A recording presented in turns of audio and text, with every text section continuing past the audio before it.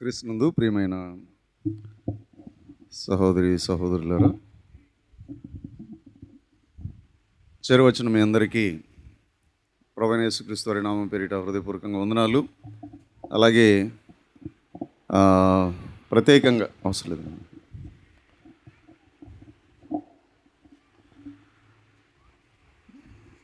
ఇక్కడ పరిచర్య నిమిత్తం ప్రత్యేకంగా ఆహ్వానించబడినటువంటి దేవుని సేవకులు, మాకు అత్యంత ప్రియమైనటువంటి దేవుని దాసులు ప్రియులు ఏఎస్కే లివింగ్స్టన్ అన్నకు కూడా హృదయపూర్వకంగా వందనాలు తెలియజేస్తూ ఉన్నాను. అలాగే కృపను బట్టి కూడా నేను దేవుని స్తుతిస్తూ ఉన్నాను. వీళ్ళరా ఎలాంటి పరిస్థితుల్లోనైనా దేవుని కొరకు ఎంతో గట్టిగా నిలబడి ఆత్మల సంపాదన కొరకు, ఆత్మల రక్షణ కొరకు ఆయన త్యాగ సహితంగా ఇక్కడ నిలిచి పనిచేస్తూ ఉన్నారు. అందును బట్టి దేవుని స్తుతిస్తూ ఉన్నాను. అలాగే ఈరోజు మన మధ్యలో ఉన్నటువంటి ప్రియులు, మరి మిషనరీగా వెళ్ళినటువంటి శేఖర్ని బట్టి కూడా నేను దేవుని స్తుతిస్తూ ఉన్నా. మరి ఆ ప్రియులను కూడా చాలా కాలం తర్వాత చూడడానికి ప్రభు సహాయం చేశాం. కృప ఒక విషయం చెప్పారు, సంఘ సహోదరులు సహోదరులు మరి ప్రియులు ఒకసారి మిమ్మల్ని చూడాలంటున్నారన్నా, మీరు రండి అని చెప్పారు. నేను కూడా ఏమన్నానంటే, చూడడానికే కదా, ఇబ్బంది ఏముంది, నేను కూడా వచ్చి కనబడి వెళ్తానయ్యా అని చెప్పేసి చెప్పాను. అయితే ప్రియులరా, మరి కృపను బట్టి నేను చాలాసార్లు చాలా సంతోషించేవాడిని. దేవుడు కనికరించి చాలా సంవత్సరాలు ఆయన పరిచర్యలో మాకు అక్కడ కూడా చాలా సహకరించారు. మేము జూపుడిలో పరిచర్యకు వెళ్ళి అక్కడ పరిచర్య ప్రారంభించినటువంటి దినాలు, ఇక్కడ ఈయన పరిచర్య ప్రారంభించారు. అదే సమయంలో మేము అక్కడ జూపుడిలో కూడా పరిచర్యను ప్రారంభించడం జరిగింది.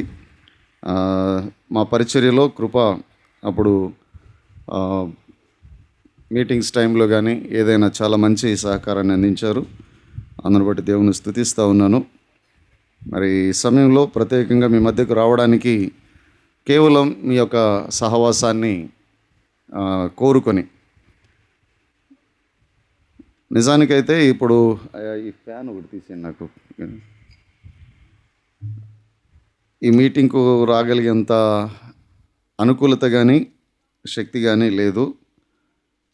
కానీ మీతో సహవాసం చేయాలన్నటువంటి కార్యాన్ని బట్టి, అలాగే దేవుని ఎడల నాకున్నటువంటి భయాన్ని బట్టి మీ మధ్యకు రావడం జరిగింది. దేవుని గురించిన భయం ఏంటంటే, ఒక్కొక్కసారి దేవుడు మనల్ని ఏదైనా ఒక ప్రదేశానికి వెళ్ళమని చెప్పినప్పుడు, అక్కడ నుండి మనకి ఏదైనా ఆహ్వానం వచ్చినప్పుడు చివరి క్షణం వరకు ఆ విషయమై ప్రయత్నం చేయాలి. నిన్న ఒక సహోదరుని గురించి ఏమన్నారంటే, ఆయన చిటికినేవులు కదపడానికి అవకాశం ఉన్నా వస్తారని చెప్పారు. అంటే ఏంటంటే, ఆయన అలాంటి వ్యక్తిత్వం కలిగినటువంటి వాడు. ఆగడానికి కానీ రాకుండా ఉండడానికి కానీ ఆయన ప్రయత్నం చేయడు.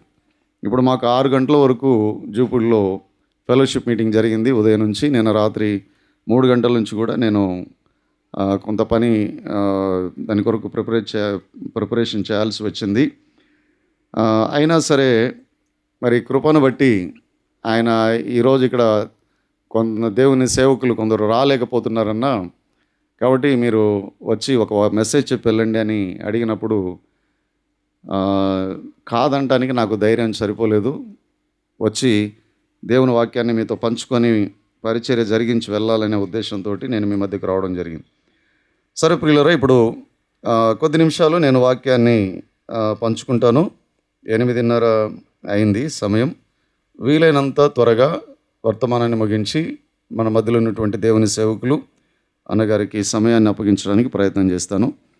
ముందుగా మనము హెబ్రీయులకు రాసిన పత్రిక 13వ అధ్యాయం, అపోస్తలుడైన పౌలు హెబ్రీయులకు రాసిన పత్రిక 13వ అధ్యాయాన్ని మనము తీసి అందులో 11 నుంచి 15 వచనాల వరకు చదువుదామండి. 11 నుంచి 15 వచనాల వరకు మనము చదువుదాము. ఒకసారి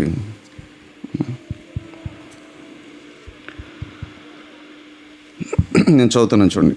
వేటి రక్తము పాప పరిహారార్థముగా పరిశుద్ధ స్థలములోనికి ప్రధాన యాజకుని చేత తేబడును, ఆ జంతువుల కళేబరములు శిబిలమునకు వెలుపట దహింపబడును. కావున యేసు కూడా తన స్వరక్తము చేత ప్రజలను పరిశుద్ధపరచుటకై గవిని వెలుపట శ్రమ పొందెను. కాబట్టి మనం ఆయన నిందను భరించుచు శిబిరము వెలుపలికి ఆయన యొద్దకు వెళ్ళుదము. నిలువరమైన పట్టణము మనకిక్కడ లేదు గాని ఉండబోచున్న దాని కోసము ఎదురు చూచుచున్నాము. కాబట్టి ఆయన ద్వారా మనము దేవునికి ఎల్లప్పుడూ స్తుతియాగము చేయుదము, అనగా ఆయన నామమును ఒప్పుకొనుచు జీవఫలము అర్పించుదము. ప్రియులారా, చిన్న ప్రార్థన చేసి మన వాక్యాన్ని ధ్యానం చేద్దాం.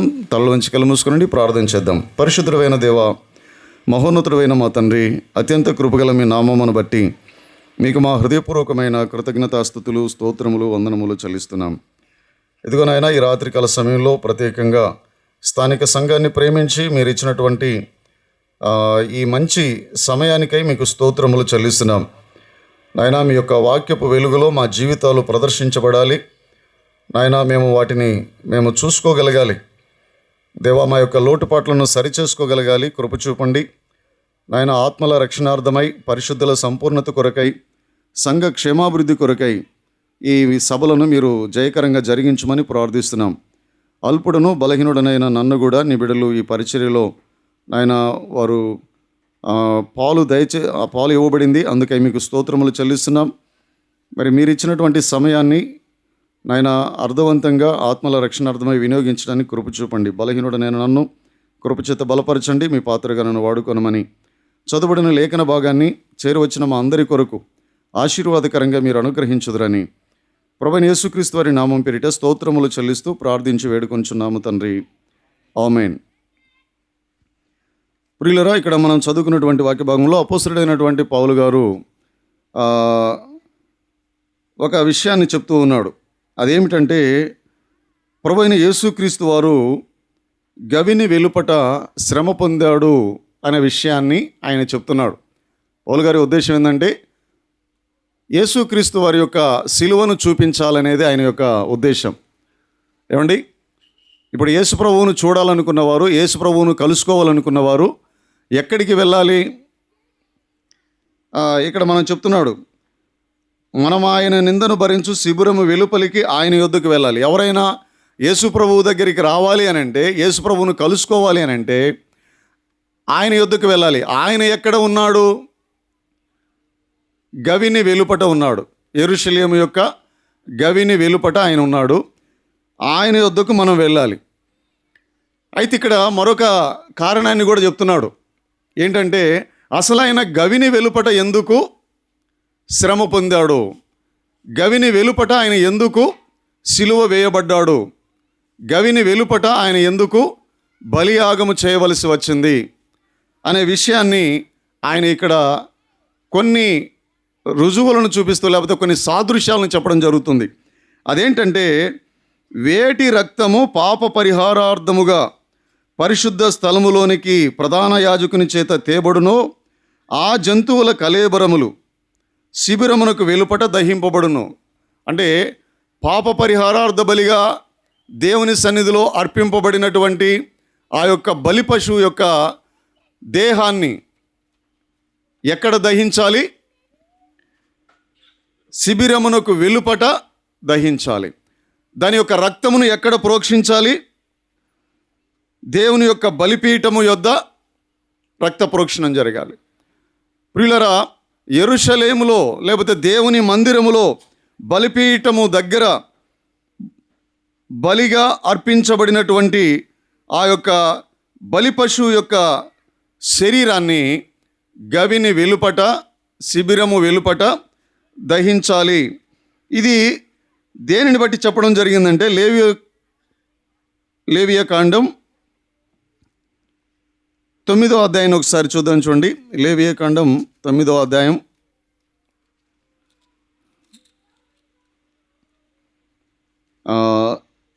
7వ వచనాన్ని చదువుదాం ఒకసారి. మరియు మోషే అహరోనుతో ఇట్లనెను, నీవు బలిపీఠమునొద్దకు వెళ్ళి పాప పరిహారార్థ బలిని, దహన బలిని అర్పించి నీ నిమిత్తమును ప్రజల నిమిత్తమును ప్రాయశ్చిత్తము చేసి అన్నాడని. అంటే ఇక్కడ మోషే అహరోనుతో చెప్తా ఉన్నాడు, నీవేం చేయాలంటే నువ్వు బలిపీఠం దగ్గరికి వెళ్ళి పాప పరిహారార్థమైనటువంటి బలిని అర్పించాలి. దేని కొరకు? ఎవరి పాపముల కొరకు ఆ పశువును బలి అర్పించాలి అని అంటే, ప్రజల పాపముల కొరకు, నీ పాపముల కొరకు కూడా. ఎందుకంటే రోమీయులకు రాసిన పత్రిక 3వ అధ్యాయం 23వ వచనంలో చెప్పాడు, ఏ భేదం లేదు, అందరూ పాపము చేశారు అని చెప్పాడు. కనుక ఈ లోకంలో నీతిమంతుడైన వాడు ఎవరు లేరు. కనుక ఇప్పుడు అందరూ పాపము చేశారు. ప్రతి ఒక్కరి యొక్క పాపానికి ప్రాయశ్చిత్తము జరగాలి. ఏ మనుష్యుడైనా సరే, ప్రతి మనుష్యుడు. ఎందుకంటే రోమీయులకు రాసిన పత్రికలో 5వ అధ్యాయంలో మనం చదువుతాం, ఒక మనుషుని ద్వారా పాపమును, పాపము ద్వారా మరణమును లోకములో ఎలాగూ ప్రవేశించనో, పాపము చేసినందున మరణము అందరికీ సంప్రాప్తమైంది. కొంతమంది ఏమనుకుంటూ ఉంటారంటే, ఆదాము పాపం చేశాడు కాబట్టి ఈరోజు మనకి యొక్క శిక్ష వచ్చింది అని చెప్తా ఉన్నారు. మరణము సంప్రాప్తమైంది, నరకానికి మనం వెళ్ళాల్సి వచ్చింది అని. వాస్తవానికి ఆదాము ద్వారా లోకంలోనికి పాపం వచ్చింది, పాపము ద్వారా మరణం వచ్చింది. అయితే అది ఒక్క కారణమే కాదు. మరొక మాట ఏమన్నాడు? పాపము చేసినందున మరణము అందరికీ సంప్రాప్తమైంది. ఇప్పుడు పాపములో పుట్టిన మనము ఇంకేం చేస్తూ ఉన్నాం? పాపం చేస్తూనే ఉన్నాం కదా. ఒకసారి ఆ మాట మనం చదువుదాం, చూడండి. రోమీయులకు రాసిన పత్రిక 5వ అధ్యాయం. ఇట్లుండగా ఒక మనుషుని ద్వారా పాపమును, 12వ వచనం చదువుతున్నానండి, పాపము ద్వారా మరణమును లోకములో ఎలాగూ ప్రవేశించనో అలాగుననే మనుషులందరూ పాపము చేసినందున మరణము అందరికీ సంప్రాప్తమైంది. ఇక్కడ 2 విషయాలు చెప్పాడండి. మనం జనరల్గా వింటూ ఉంటాము, జన్మ పాపము, కర్మ పాపం అని. అంటే పుట్టుకతో మనం పాపులుగా పుట్టాం, అది వాస్తవమే. కానీ పాపులుగా పుట్టినటువంటి మనము పాపము చేస్తూనే మరణానికి వెళ్తున్నాం.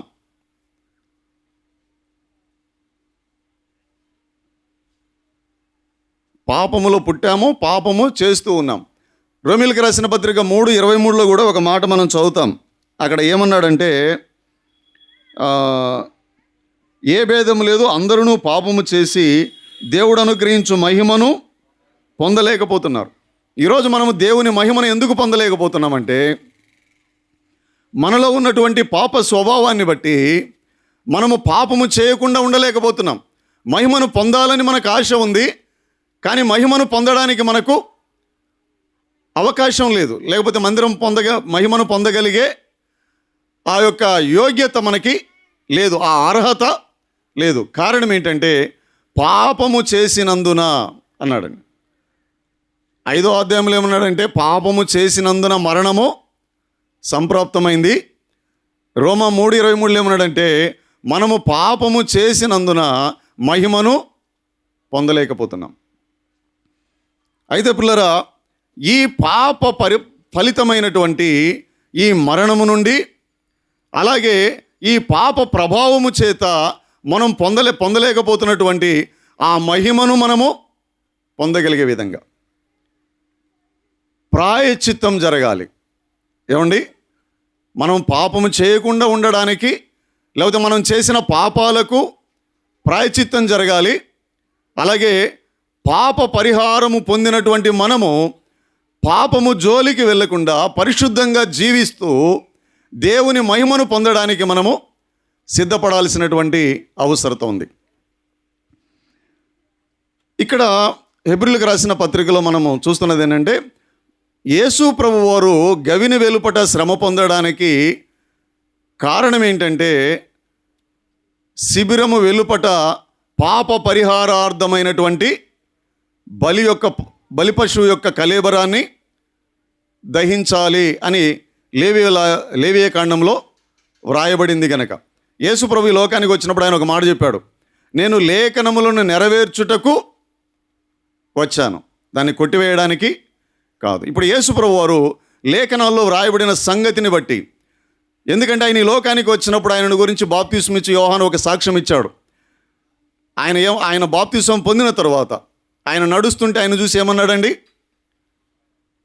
ఇదిగో లోక పాపమును మోసుకొని పోవు దేవుని గొర్రెపిల్ల. ఆయన మన పాపములను మోసుకొని పోవడానికి, మన పాపముల నుండి మనల్ని విడిపించడానికి, మన పాప పరిహారార్థ బలిగా ఒక గొర్రెపిల్ల ఏ విధంగా వధించబడుతుందో ఆ విధంగా ఆయన బలి పశువుగా తను అర్పణముగా బలిగా అర్పించుకోవడానికి ఆయన ఈ లోకానికి వచ్చాడు. ఆయన దేవుని గొర్రెపిల్ల, మన పాప పరిహారం కొరకు ఆయన బలి అవ్వాలి. అయితే లేఖనాలలో వ్రాయబడిన రీతిగా లేవీకాండంలో పాప పరిహారార్థ బలి పశువు యొక్క కళేబరము ఏ విధంగా గవిని వెలుపట శిబిరమునకు వెలుపట అది దహించబడుతుందో, అలాగే మన ప్రభువైన యేసుక్రీస్తు వారు కూడా గెత్సేమనే తోటలో ఆయన బంధించబడి అక్కడి నుండి యెరూషలేమునకు ఈడ్చుకొని రాబడ్డాడు. యెరూషలేములో ఆయనకు శిక్ష విధించబడింది. వాస్తవానికి మన సమస్త మానవాళి యొక్క పాపానికి, దోషానికి రావలసినటువంటి శిక్ష యెషయా గ్రంథం 53వ అధ్యాయంలో చెప్పినట్టుగా దేవునితో మనం సమాధానపడడానికి అవసరమైన సమాధానార్థమైన శిక్ష ప్రభువైన యేసుక్రీస్తు వారికి యెరూషలేములో విధించబడింది. ఆయనను పట్టుకున్నప్పుడు తలపై ముళ్ళ కిరీటం పెట్టి కొట్టారు, చంప వెంట్రుకలు పెరికారు, ఆయనను అనేక రీతులుగా అపహాస్యం చేశారు. ఇన్ని చేసిన తర్వాత ఆయనను పిలాతు దగ్గరికి వెళ్ళినప్పుడు సిలువ వేయమని ఆయన ద్వారా శిక్ష విధించారు. ఆ తర్వాత ఆయన భుజం మీద సిలువను మోపి ఆ సిలువను మోయిస్తూ యెరూషలేము వీధుల గుండా గొల్గతా కొండ వరకు, అంటే యెరూషలేమునకు వెలుపట ఉన్న కల్వరి కొండ వరకు ప్రభువును నడిపించుకొని తీసుకుని వెళ్ళారు, సిలువను మోయించుకొని వెళ్ళారు. పేతురు రాసిన పత్రికలో పేతురు ఒక మాట అన్నాడు. ఏమన్నాడంటే, ఆయన మన పాపములను మ్రాను మీద మోసుకొని పోయాను. ఆయన పాపము చేయలేదు, ఆయనలో ఏ దోషము లేదు. మన పాపముల కొరకు, మనలో ఉన్నటువంటి మన పాప స్థితిని తీసివేయడానికి, మనల్ని నూతన స్వభావము చేత నూతన సృష్టిగా మార్చడానికి, మన మీద రుణముగా మనకి విరోధముగా ఉన్నటువంటి ఆ శిక్ష యావత్తును ఆయన భరిస్తూ సిలువను మోసుకుంటూ గవిని వెలుపటికి వెళ్ళడం జరిగింది. తర్వాత మనం ఇంకొక విషయాన్ని కూడా చూద్దామండి. ఈ యొక్క బలి పశువును శిబిరం వెలుపలికే తీసుకెళ్ళమన్నాడు కదా.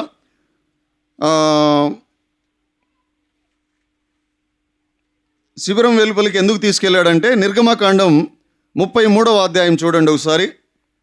నిర్గమకాండం 33వ అధ్యాయం 17వ వచనం, 7వ వచనం.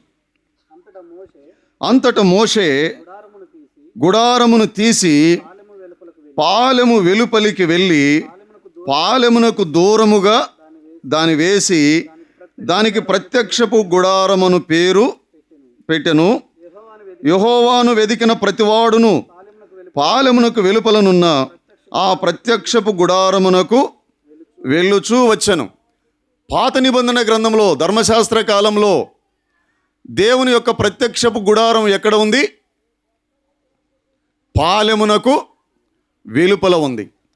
ఎవడైనా దేవునిని చూడాలి, దేవుని యొక్క సన్నిధి కావాలి అని కోరుకుంటే, యెహోవాను వెదికిన ప్రతివాడు, యెహోవాను ఆశించిన ప్రతివాడు, యెహోవాను కలుసుకోవాలన్న ప్రతివాడు ఎక్కడికి వెళ్ళాలి? పాలెం వెలుపలికి వెళ్ళాలి. ఎందుకని? దేవుని యొక్క సన్నిధి, ఆయన యొక్క ప్రత్యక్షపు గుడారం ఇప్పుడు ఎక్కడ ఉంది? పాలెమునకు వెలుపట. అంత మాత్రమే కాదు, ఇంకొక మాట అన్నాడు, పాలెమునకు వెలుపలికి వెళ్ళి పాలెమునకు దూరముగా దాన్ని వేశాడు. దేవుని యొక్క ప్రత్యక్షపు గుడారాన్ని మోషే పాలెమునకు వెలుపల, పాలెమునకు దూరముగా దాన్ని వేశాడని చెప్పాడు. అయితే మనం ఇక్కడ ఇంకొక విషయాన్ని కూడా గమనించాలండి. ఏమన్నాడంటే, ఆ గుడారమును తీసి అన్నాడు. అంటే మొదట గుడారము పాలెమునకు వెలుపల ఉందా? పాలెమునకు వెలుపల ఉంటే దాన్ని తీసి మళ్ళీ వేసాడని చెప్పాల్సిన అవసరము లేదు. పాలెము వెలుపలకి ఆ గుడారాన్ని తీసుకెళ్ళాడు. అయితే అది అంతకుముందు ఎక్కడ ఉంది? ఓసారి మనము సంఖ్యాకాండం చూద్దాం. చూడండి, సంఖ్యాకాండం 2వ అధ్యాయం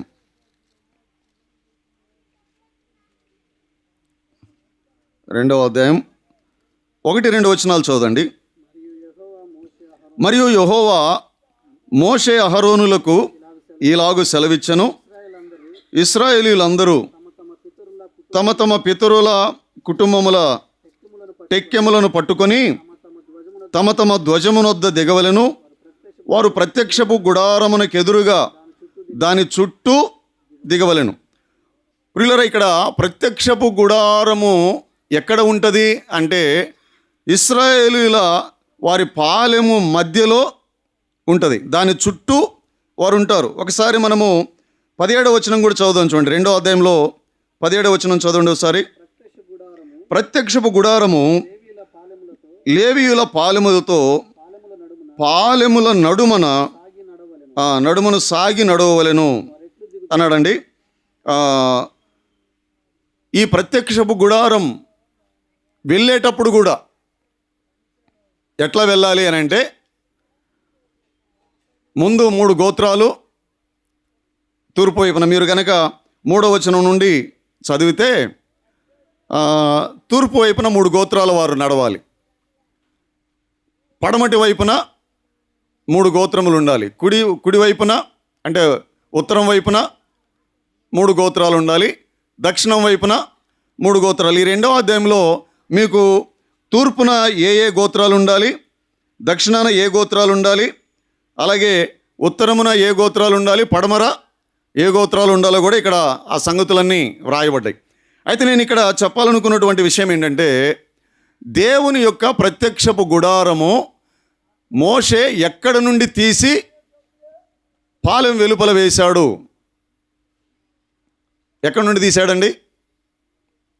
పాలెము మధ్యలో నుండి తీశాడంటే నిజానికి దేవుని యొక్క ప్రత్యక్షపు గుడారం ఎక్కడ ఉంటుంది అని అంటే ఇశ్రాయేలీయుల యొక్క పాలెము యొక్క మధ్యలో ప్రత్యక్షపు గుడారం ఉంటుంది. కానీ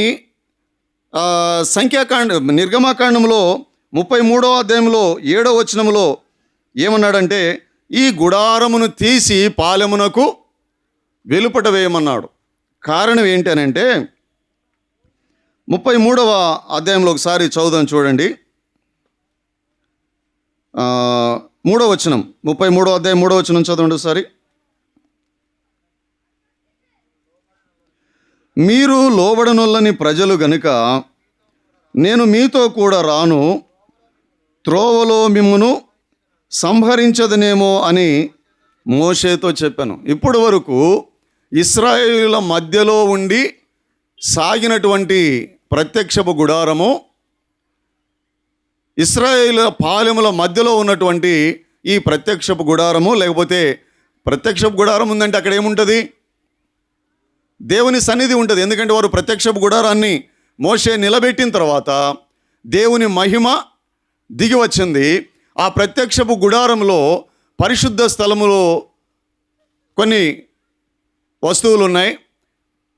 అతి పరిశుద్ధ స్థలమని, ఆ పరిశుద్ధ స్థలాన్ని దాటి, అంటే దాంట్లో ఆ మందిరంలో 3 ప్రధానమైనటువంటి భాగాలు. ఒకటి ఆవరణం ఉంటుంది, అంటే చుట్టూ 50 మూరల వెడల్పు 100 మూరల పొడవున్నటువంటి ఈ ఆవరణము, అందులో ప్రత్యక్షపు గుడారం ఉంటుంది. ఆ ప్రత్యక్షపు గుడారంలో కూడా పరిశుద్ధ స్థలమని ఒక భాగం ఉంటుంది, అతి పరిశుద్ధ స్థలమని ఒక భాగం ఉంటుంది. అయితే పిల్లల పరిశుద్ధ స్థలము ఆవరణములోనికి వచ్చిన వ్యక్తి మందిరంలోనికి ప్రవేశించినప్పుడు, ప్రత్యక్ష గుడారంలోనికి ప్రవేశించినప్పుడు అతడు పరిశుద్ధ స్థలంలోనికి ప్రవేశిస్తాడు. ఆ పరిశుద్ధ స్థలములో నుండి అతడు ప్రత్యక్షపు గుడారంలోనికి, అంటే అతి పరిశుద్ధ స్థలములోనికి వెళ్తాడు. అయితే పిల్లలు, వీరు ప్రతిదినము ఈ యొక్క పరిశుద్ధ స్థలములో వారు సేవ చేస్తారు. కానీ అయితే అతి పరిశుద్ధ స్థలంలోనికి వారు వెళ్ళాలంటే సంవత్సరమునకు ఒక్క మారు మాత్రమే వెళ్ళాలి. అది కూడా ప్రధాన యాజకుడు మాత్రమే వెళ్ళాలి. అలాగే హెబ్రీయులకు రాసిన పత్రికలో చెప్పినట్టుగా తన నిమిత్తమును తన ప్రజల నిమిత్తమును ప్రాయశ్చిత్తం చేసినటువంటి ఆ బలి పశువు యొక్క రక్తాన్ని చేతబుచ్చుకొని ఆయన అతి పరిశుద్ధ స్థలములోనికి వెళ్ళాలి. అది కూడా సంవత్సరానికి ఒక్కసారి వెళ్ళాలి. అంటే ప్రియులారా, వారి మధ్యలో దేవుని యొక్క సన్నిధి ఉంటుంది, లోపల మందసం ఉంటుంది, దానిపైన కరుణాపీఠం కూడా ఉంటుంది. దేవుడు చెప్పాడు, నేను మీ మధ్యలో నివాసం చేస్తాను, నేను కరుణాపీఠం మీద నుండి నేను మీతో మాట్లాడుతాను. దేవుడు అక్కడే ప్రధాన యాజకునితో ఆయన మాట్లాడేవాడు, ఇశ్రాయేలుతో యాజకులతో ఆయన మాట్లాడాడు. కాబట్టి ప్రియులారా, ప్రత్యక్షపు గుడారంలో ఏముంటుందంటే దేవుని సన్నిధి ఉంటుంది. ప్రత్యక్ష గుడారం ఎక్కడ ఉంటే దేవుని సన్నిధి ఎక్కడ ఉంటుంది, అక్కడ ప్రధాన యాజకుడు వెళ్ళి దేవునితో ఆయన సంభాషణ చేసి దేవుని నుండి సందేశం తీసుకొని వస్తాడు. అయితే ఇప్పుడు దేవుడు ఏమంటున్నాడంటే, నేను మీ మధ్యలో ఉండలేను, నేను మీతో సహవాసం చేయలేను, నేను మీ మధ్య గనక వచ్చానా నేను మిమ్మల్ని ఒక్క క్షణమాత్రంలో నిర్మూలన చేస్తాను అని చెప్పాడు. అందుకనే ఇప్పుడు దేవుడు ఏమంటున్నాడంటే మోషేతో, ఈ గుడారాన్ని తీసి పాలెమునకు వెలుపట వేయండి, అసలు వీళ్ళు లోబడనొల్లని ప్రజలు, కాబట్టి ఇప్పుడు ప్రత్యక్ష గుడారాన్ని తీసేయమన్నాడు. పిల్లరా, ఆలోచన చేయండి, ఇది ఎంత తీవ్రమైనటువంటి విషయం. దేవుడు ఇశ్రాయేలు ప్రజల మధ్యలో ఉండాలని కోరుకొని, నా కొరకు మీరు ఒక పరిశుద్ధ స్థలమును నిర్మించమని అడిగినటువంటి దేవుడు, వారి మధ్యకు వచ్చి వారి మధ్యలో కొనసాగినటువంటి దేవుడు, వారి మధ్యలో నడుస్తూ వారి మధ్యలో నివసిస్తున్నటువంటి దేవుడు ఈరోజు వారిని కాదని పాలెమునకు వెలుపల నాకు గుడారం వేయమని దేవుడు చెప్పడం జరిగింది. ఎందుకు దేవుడు అలాంటి విషయాన్ని చెప్పవలసి వచ్చిందంటే, ఇక్కడ మనము ఒక మాట చూద్దాం. చూడండి, నిర్గమకాండం 32వ అధ్యాయం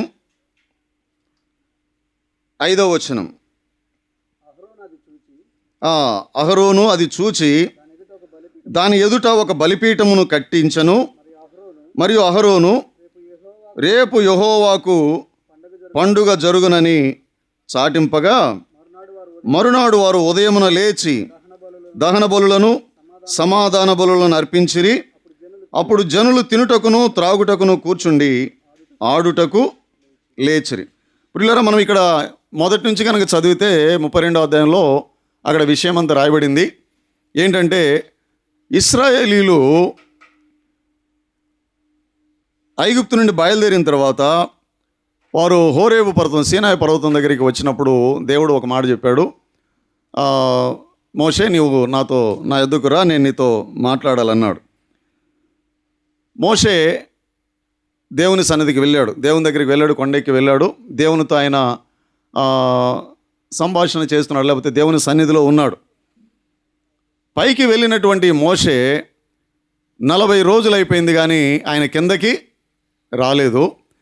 రాకపోయేసరికి ఇక్కడ ఉన్నటువంటి సమాజంలో, ఇశ్రాయేలు ప్రజల మధ్యలో కొంతమంది స్వార్థపరులైనటువంటి వారు లేచి అధికార దాహంతో కానీ, అలాగే ఐగుప్తు మీద ఉన్నటువంటి వ్యామోహంతో కానీ వాళ్ళు ఏమన్నారంటే, ఆ మోషే అనువాడు ఏమాయనో మాకు తెలియదు, కనుక మనం ఐగుప్తుకు వెళ్దాము, మనల్ని నడిపించడానికి ఒక నాయకుడిని ఏర్పరచుకుందాం, లేకపోతే మాకు ఒక దేవతను చేయమని వారు అహరోనుతో చెప్పడం జరిగింది.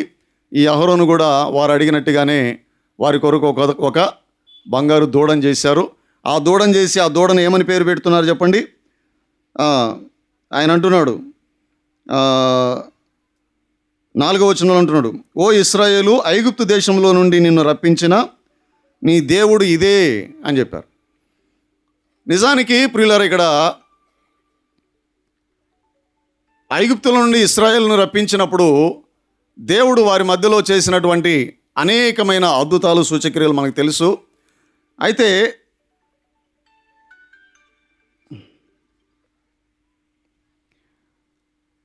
జీవము కలిగినటువంటి సృష్టికర్త అయినటువంటి ఆ దేవుణ్ణి వీళ్ళు ఇప్పుడు ఎలా తయారు చేశారంటే, వారు ఒక దూడను తయారు చేసుకొని ఆ దూడను యెహోవా అని ప్రకటించడం జరుగుతూ ఉంది.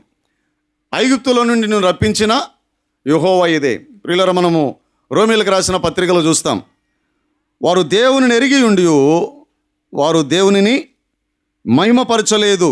ఒకసారి చూడండి, రోమీయులకు రాసిన పత్రిక 1వ అధ్యాయంలో ఒక మాట ఉంది.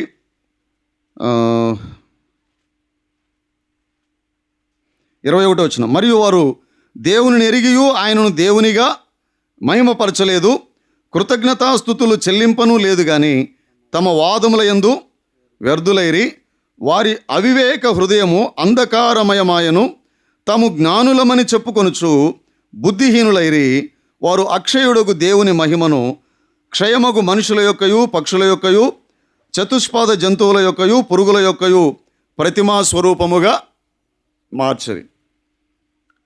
ప్రియులారా, నిజంగా ఇప్పుడు ఇశ్రాయేలీయులు చేసిన పని అదే. వారు దేవుణ్ణి ఎరిగారు, యెహోవా ఏంటో, ఆయన శక్తి ఏంటో, ఆయన మహిమ ఏంటో, ఆయన ప్రభావం ఎలాంటిదో వారు ఐగుప్తు యొక్క విడుదల సమయంలో వారు చూశారు, ఐగుప్తులో అవన్నీ. అంతేకాదు, వారు ఎర్ర సముద్రము దాటిన సమయంలో కానీ అరణ్యంలో వారు ప్రయాణం చేస్తున్నప్పుడు కానీ దేవుని మహిమను ప్రత్యక్షంగా వారి జీవితాల్లో వారు ఎరిగిన వారు, అనుభవించిన వారు. దేవుడంటే ఎంత శక్తిమంతుడో, ఏది దేవుడో ఏది దేవుడు కాదో వారు కన్నులారా చూశారు. ఎందుకంటే ఐగుప్తులో ఉన్నటువంటి శకునగానులు కానీ వీరందరూ కూడా తమ తమ దేవతల పేరిట వారు చాలా కార్యక్రమాలు చేయడానికి పూనుకున్నారు, కానీ అవేవి కూడా సఫలం కాలేదు. యెహోవాయే దేవుడని ఫరోతో సహా అందరూ అంగీకరించారు. అంటే ఇశ్రాయేలీయులకు తమ దేవుని యొక్క గొప్పతనం ఏంటో, తమ దేవుని యొక్క దైవత్వం ఏంటో, ఆయన నిజస్థితి ఏంటో వారికి తెలుసు. అయినా సరే ఇప్పుడు వాళ్ళు ఏం చేశారు? ఆ దేవుణ్ణి ప్రతిమా స్వరూపముగా మార్చేశారు. ఒక దూడను తయారు చేసి యెహోవా అంటే ఇదే అని చూపిస్తున్నారు. అహరోనే చెప్తున్నాడు, మిమ్మల్ని ఐగుప్తులో నుండి రప్పించిన మీ దేవుడు ఇదే అని. ఈ ప్రజలకు కూడా కావలసింది అదే, ఎందుకంటే వారికి పండగే కావాల. కాబట్టి వాళ్ళు ఏం చేశారంటే ఆ దూడను ఎత్తుకొని అదే దేవుడు అని చెప్పేసి దానికి బలిపీఠం కట్టి దానికి బలులు అర్పించి వారు తింటూ తాగుతూ వారు గంతులు వేస్తూ ఉన్నారు. నిర్గమకాండంలో మనం ఒక మాట చదువుతాం, 33వ అధ్యాయం. అంటే వారు విచ్చలవిడిగా తిరగడానికి అహరోను కారకుడు అయినట్టుగా అక్కడ రాయబడింది. అంటే దేవుడు ఇశ్రాయేలు మధ్యలో ఉండలేకపోవడానికి గల కారణం ఏంటంటే, దేవుని ప్రజలైనటువంటి ఇశ్రాయేలు ప్రజలు తమకు దేవునిగా కలిగినటువంటి యెహోవాను ప్రతిమా స్వరూపంగా మార్చారు. దేవుడు చెప్పనివి, దేవునికి సంబంధం లేనివి, దేవునికి అనుకూలము కాని బలులను వారు అర్పించారు. ప్రియులారా, ఈ కారణం చేత దేవుడు వారిని ఏమన్నాడంటే, వీరు లోబడనొల్లని ప్రజలు, వీరు మెడవంచని ప్రజలు. ప్రియులారా, వారు మాటి మాటికి దేవునిని దూషించినటువంటి వారు, లేకపోతే దేవుని నుండి తొలగిపోయినటువంటి వారు.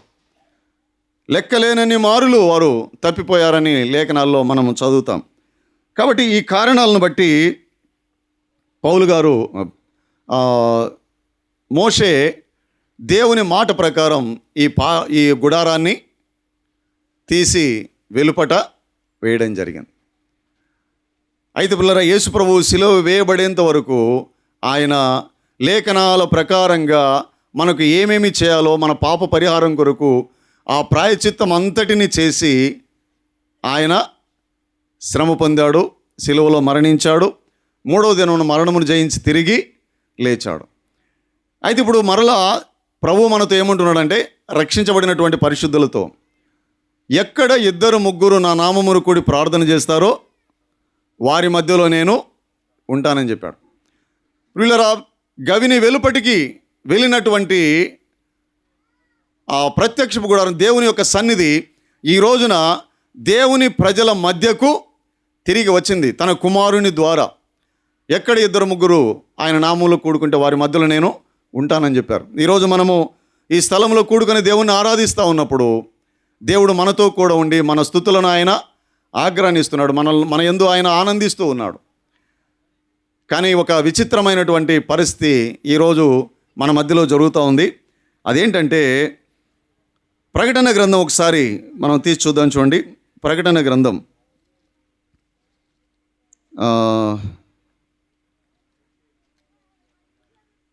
3వ అధ్యాయము 20వ వచనం చదవండి ఒకసారి.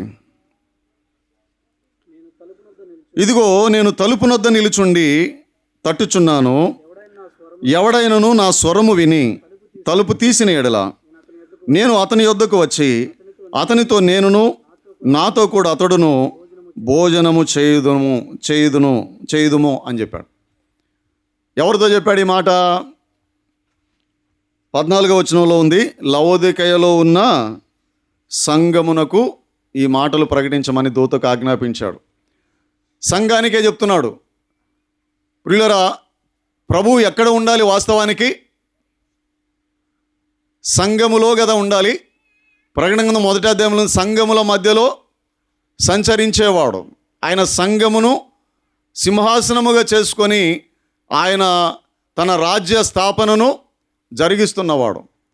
కానీ ఈరోజు ఆయనను సంఘం ఏం చేసింది చెప్పండి? వెలుపలికి తోసివేసింది. నువ్వు అక్కడ ఉండు, మేము లోపల మాకు చాలా కార్యక్రమాలు ఉన్నాయి. ప్రియులరా, ప్రభువుని ఎందుకు లోపలికి వారు తీసుకోవడం లేదు చెప్పండి? ఇప్పుడు సంఘము, ఈ లౌదికయ సంఘము ప్రభువును ఎందుకు తలుపు తీసి లోపలికి ఆహ్వానించడం లేదు? ఎందుకంటే ప్రభువు వస్తే వీళ్ళ కార్యక్రమాలన్నీ వీళ్ళు అనుకున్నట్టుగా జరగడానికి అవకాశం లేదు. కనుక ప్రభువు లేకపోతే, ఆయన్ను కనుక బయట ఉంచితే, తలుపు వేసుకున్న తర్వాత చీకటి కార్యాలు చాలా చేయవచ్చు. యెహెజ్కేలు గ్రంథంలో కూడా అదే మనము చూస్తాం. అలాంటి పరిస్థితి మనకు ఉంటుంది. దేవుని యొక్క ఆలయంలో వారు దేవునికి విరోధమైనటువంటి అనేకమైన కార్యక్రమాలు చేస్తూ ఉన్నారు. అందుకనే దేవుడు వారి మధ్యలో ఉండలేకపోతున్నానని యెహెజ్కేలు గ్రంథంలో చెప్పాడు. ఈరోజు లవోదికయ సంఘ పరిస్థితిని కనుక మనం చూస్తే, సంఘము లోపల దేవుడు లేని పరిస్థితి, సంఘమునకు వెలుపట ఆయన నిలబడి తలుపు తడుతున్నటువంటి పరిస్థితి.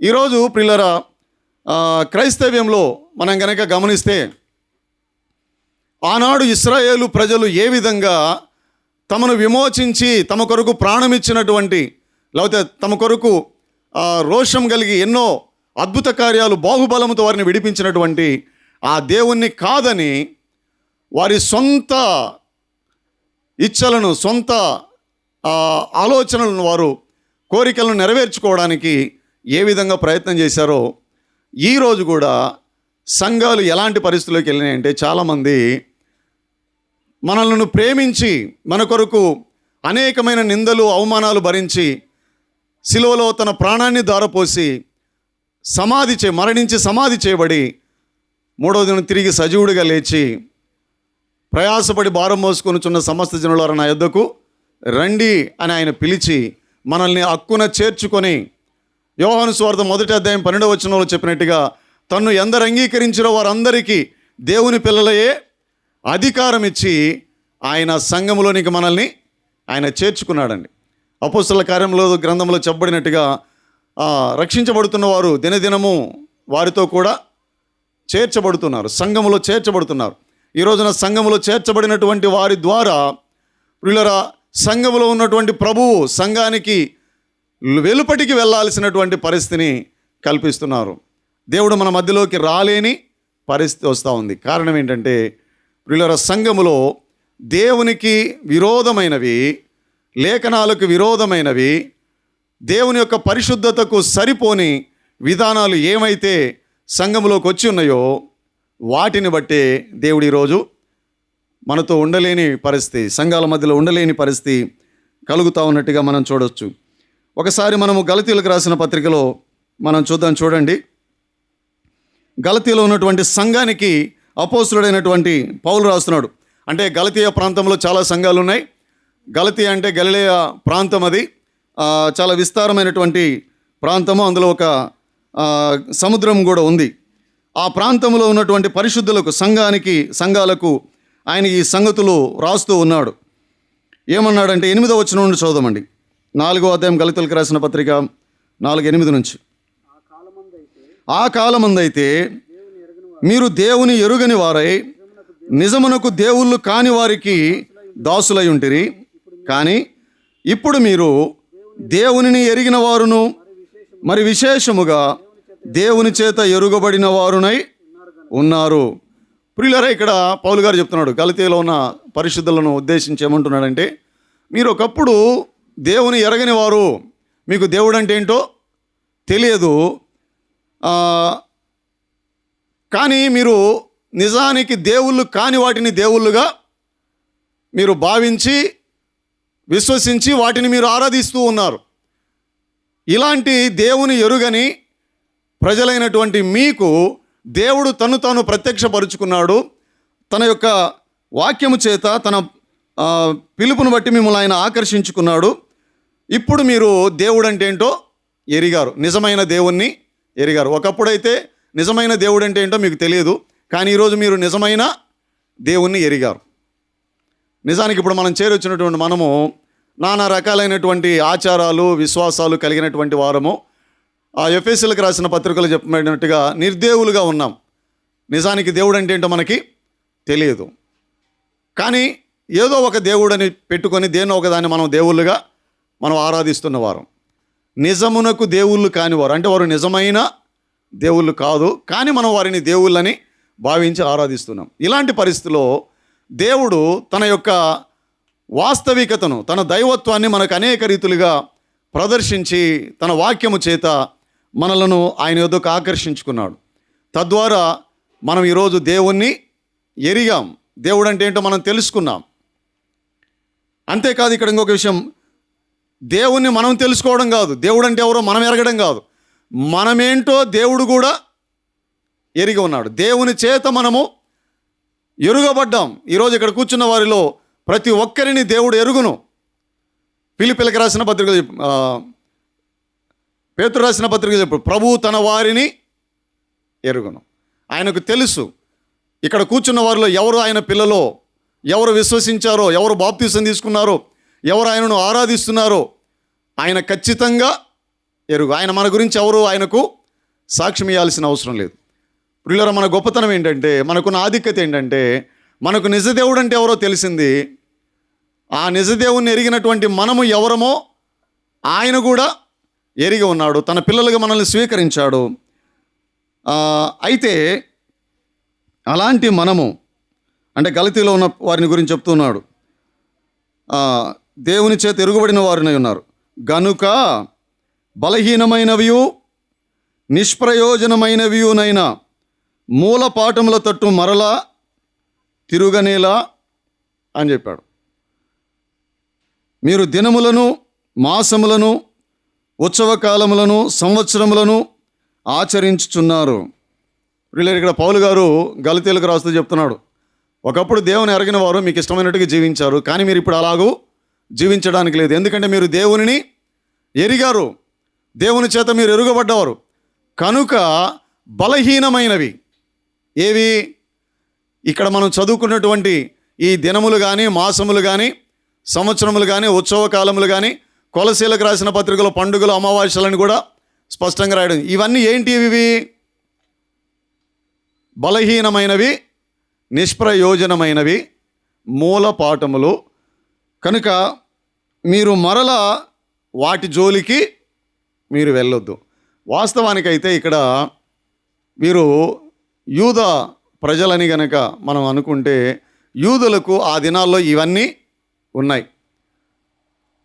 ఏవి దినాలు ఉన్నాయి? విశ్రాంతి దినాలు ఉన్నాయి, విశ్రాంతి సంవత్సరాలు ఉన్నాయి, అలాగే వారికి పండుగలు, అనేక రకాలైనటువంటి పండుగలు ఉన్నాయి. అయితే ఇప్పుడు దేవుని ఎరిగిన తర్వాత, క్రీస్తునందు నూతన సృష్టిగా చేయబడిన తర్వాత మరలా మీరు వాటి వైపు వెళ్ళొద్దు. అన్యజనులైన వారు మీరు గతంలో చేసిన వాటిని మనసులో పెట్టుకొని తిరిగి మరలా వాటి వైపు వెళ్ళొద్దు. ఇక్కడ యూదులైన అన్యులైన సంఘంలోకి వచ్చిన తర్వాత మీ పూర్వపు స్థితిలోనికి, దేవుని యొద్దకు రాకముందు మీకున్నటువంటి ఆచారాల జోలికి, ఆ యొక్క ఉత్సవాల జోలికి, ఆ సంవత్సరికాల జోలికి మీరు వెళ్ళవద్దు. కొంతమంది అంటున్నారు, ఏమైందండి వెళ్తే, మేము దేవుని పేరుతోనే కదా చేస్తున్నాం, పండుగలు ఆయన పేరుతోనే కదా చేస్తున్నాం, దినాలు ఆయన పేరుతోనే కదా దినాలు కార్యక్రమాలు చేస్తున్నాం అని ఈ రోజున లోకంలో ఏమైతే ఉన్నాయో వాటన్నిటినీ ఏదో ఒక రూపంలో పేర్లు మార్చో లేకపోతే మరికొన్ని కారణాలను చూపించో అవన్నీ చేయడానికి ప్రయత్నం చేస్తున్నారు. తప్పేముంది అని కొంతమంది ఉంటారు. మనం సువార్తే కదా చెప్తున్నాము అని చెప్తున్నారు. అయితే పిల్లరా, ఇక్కడ పౌలు గారు ఒక మాట అంటున్నారు. ఏంటంటే, మీరు దినములను, మాసములను, ఉత్సవకాలములను, సంవత్సరములను ఆచరించున్నారు.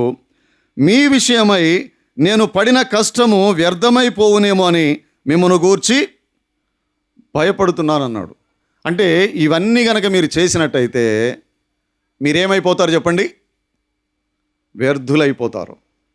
దేవుడు ఎందుకు సంఘముతో కలిసి ఉండలేకపోతాడు అని అంటే, ఇలాంటివన్నీ దేవుడు వద్దన్నవన్నీ, దేవునికి మహిమకరము కానివన్నిటినీ, లోకంలో ఉన్న వాటన్నిటినీ మన సంతోషం కోసం, మన యొక్క ఆనందం కోసం అవన్నీ మనం తెచ్చిపెట్టుకుంటే దేవుడు మనతో ఉండలేడు.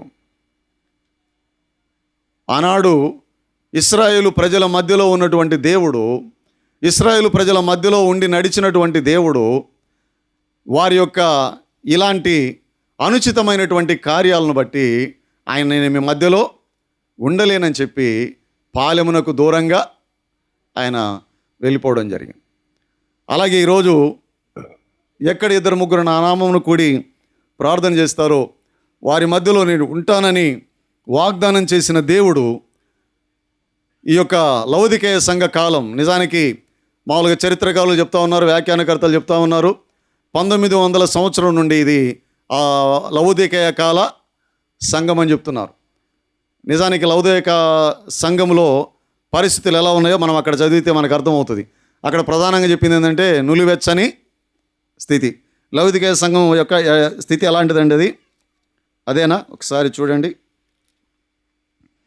15వ వచనంలో, నీ క్రియలను నేను ఎరుగుదును, నీవు చల్లగానైనను లేవు, వెచ్చగానైనను లేవు. అంటే పిల్లలు, ఇప్పుడు నీళ్ళను గోరెచ్చగా ఉన్నాయి, ఇప్పుడు దాన్ని అవి చల్ల నీళ్ళు అంటామా మనము? అనలేం కదా. పోనీ వేడి నీళ్ళు అనగలమా? అవి వేడి నీళ్ళు కూడా కాదు. తర్వాత ఇంకొక విషయం ఏమన్నాడంటే, జీవించుచున్న పేరు మాత్రం ఉన్నది కానీ నీవు మృతుడవే. అంటే కొంతమంది కోమాలోకి వెళ్ళిపోతారు. ఏమండి? కోమాలోకి వెళ్తారు. అతను చనిపోయినట్ట బ్రతికినట్ట చెప్పండి మీరు?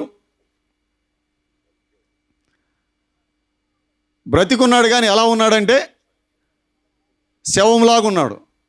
జీవించుచున్న పేరు మాత్రం, అంటే వాడు బ్రతికున్నాడనేటువంటి పేరు మాత్రం ఉన్నాడు కానీ వాడు కదలలేడు, చూడలేడు, మాట్లాడలేడు, ఎవడితో ఏ సంబంధం వానికి లేదు.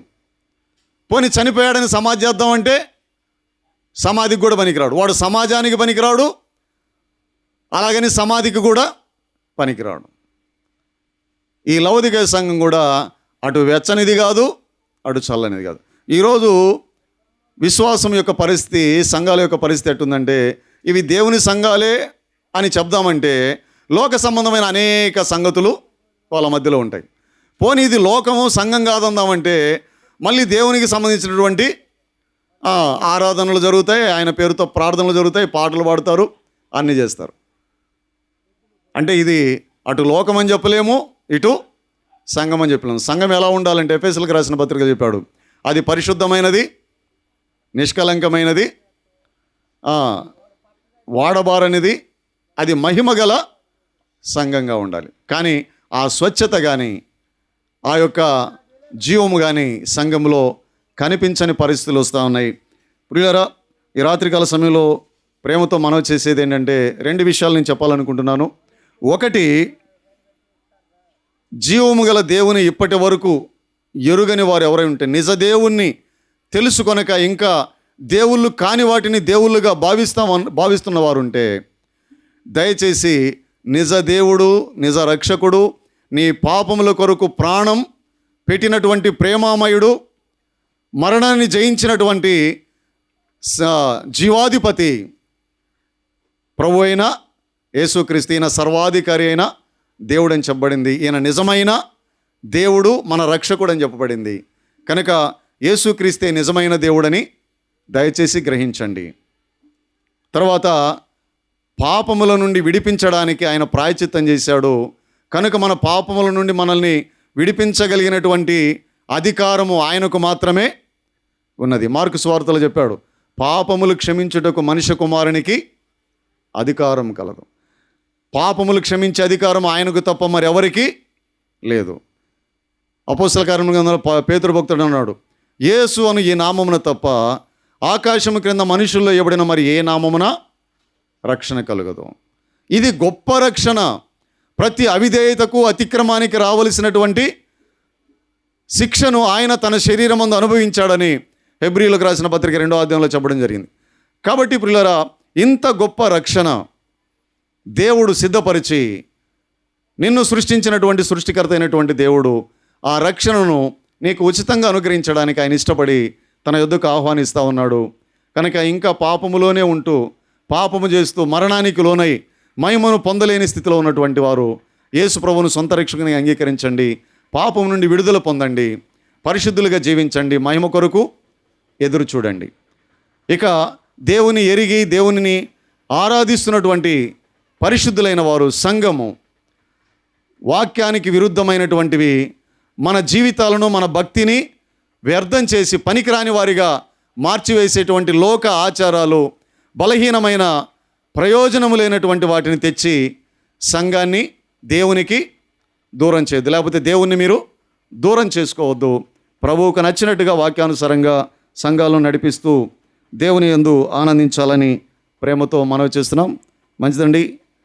ఈ అవకాశం ఇచ్చినటువంటి స్థానిక సంఘానికి, దేవుని సేవకులు కృపాకి, అలాగే ఇక్కడ ఉన్నటువంటి బాధ్యత కలిగిన సహోదరులందరికీ కూడా నేను హృదయపూర్వకంగా వారికి వందనాలు తెలియజేస్తున్నాను. ప్రభు చిత్తాన్ని బట్టి ప్రభు మనల్ని తిరిగి కలుసుకున్న పర్యంతం ప్రభు సహాయం కోరుతూ చిన్న ప్రార్థన చేస్తానండి. తలలోంచి కళ్ళు మూసుకోండి. ఎందుకంటే నేను ఈ ఒక మెసేజ్ చెప్పి నేను వెళ్ళిపోవాల్సింది కాబట్టి చిన్న ప్రార్థన చేద్దాం. పరిశుద్ధమైన దేవా, మహిమగల మా తండ్రి, ఘనమైన మీ నామమును బట్టి స్తోత్రములు చెల్లిస్తున్నాం. మరి ఇక్కడ ఈ వడర కాలనీలో మీరు స్వరక్తం ఇచ్చి సంపాదించుకున్న స్థానిక సంఘాన్ని బట్టి స్తుతిస్తున్నాం. మరి ఇక్కడ నిలిచి పనిచేస్తున్న మీ దాసుని బట్టి, ఆయన కుటుంబాన్ని బట్టి మీకు స్తోత్రాలు. ఆయన సంఘము సత్యమునకు స్తంభమును ఆధారమునై ఉండాలన్న మీ యొక్క ఉద్దేశం మీరు నెరవేర్చుకునండి. ఇదిగో తండ్రి, జరిగిన పరిచర్యను బట్టి స్తుతిస్తున్నాం. ముందున్న పరిచర్య అంతటి కొరకై మీ కృపను కోరుకుంటూ మీ దాసులను మరి విశేషంగా బలపరిచి వాడుకునమని ఘనత, మహిమ, ప్రభావం మీ నామమునకు ఆరోపిస్తూ ప్రభువైన యేసుక్రీస్తు వారి నామం పేరిట స్తోత్రములు చెల్లిస్తూ ప్రార్థిస్తున్నాము తండ్రి. ఆమేన్.